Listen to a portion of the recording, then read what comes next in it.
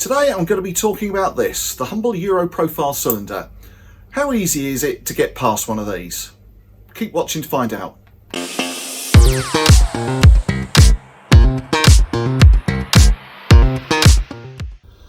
The vast majority of people have at least one of these things on one of their doors at home. This is a Europrofile cylinder and it's used on pretty much every double glazed door in the country and has been since probably the late 80s, early 90s.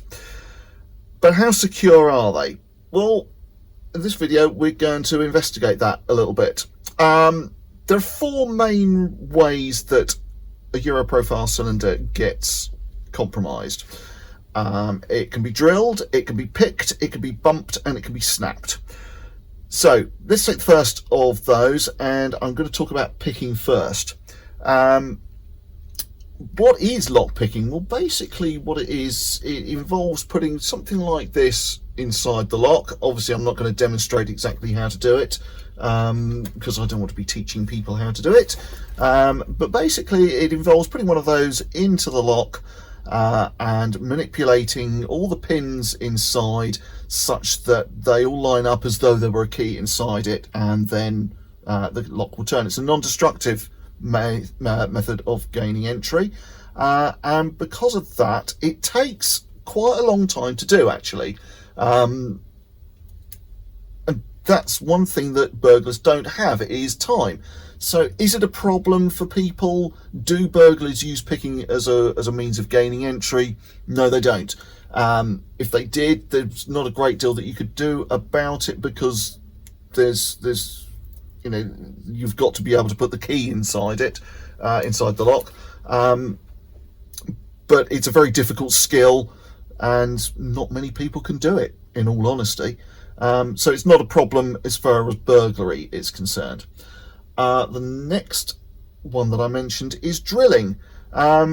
With one of these cylinders, is drilling a problem? Again, not really, because drilling makes noise and attracts attention, and again, burglars don't want to attract attention to what they're doing. It can be used by certain types of locksmith who will drill out the cylinder in order to gain entry. Yeah, it does happen quite a lot in that respect. Sometimes we do it as well. What can be done about it? Well, again, one of these, this is a Cavio 3-star cylinder, and underneath here and inside this part here there are hardened steel anti-drill plates in. So if you try and drill into it, your standard high-speed steel drill will just go around and round and not go very far. Next thing is bumping. This is quite a clever thing. It does work. Again, it's a non-destructive means of gaining entry, but again, it's not something that's a huge amount of problem, because again, it needs a fair bit of skill to do it. And what it involves is putting a blank key inside and tapping it, and that's supposed to shock or jump or bump the pins inside into the right position, in much the same way as, you know, the Newton's cradle thing, which has got the ball bearing suspended on a string, and one taps through and it taps the other one out the other side. Yeah, those things. Same kind of principle in terms of transference of kinetic energy. Does it work? Yes, it is. Yes, I've done it. Is it a problem? No, not really, because there's an awful lot of skill involved in doing it. The last means of gaining entry that I mentioned is snapping. Now, this is something of a problem because it's a very easy way of gaining entry. It is destructive, so you know that it's happened to you if it does happen to you. And basically what happens is that someone comes along with a pair of grips and snaps the cylinder off. Obviously that part there is quite a weak point on the cylinder, because there's only that little bit of metal there and that little bit of metal there that's actually holding the lock together. So it's relatively weak. You come along with a set of grips, snap the cylinder off, and then you need to manipulate the lock opens. Again, not going to demonstrate how you do that.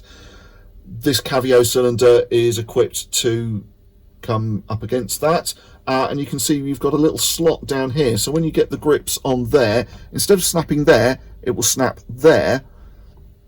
And once that part's snapped off, there's some spring-loaded pins inside here, which fire into place. They're held out at the moment by the main part of the body being there, but once that's removed by snapping, the spring-loaded pins fire into place and stop the lock being manipulated open. So all in all, are Europrofile cylinders secure? Basically, yes, they are. The cheap ones, slightly less so. These 3-star ones, slightly more so. If you found this video helpful, it would be really helpful to us if you could like or follow or subscribe to us on your favourite social media platform. Thank you.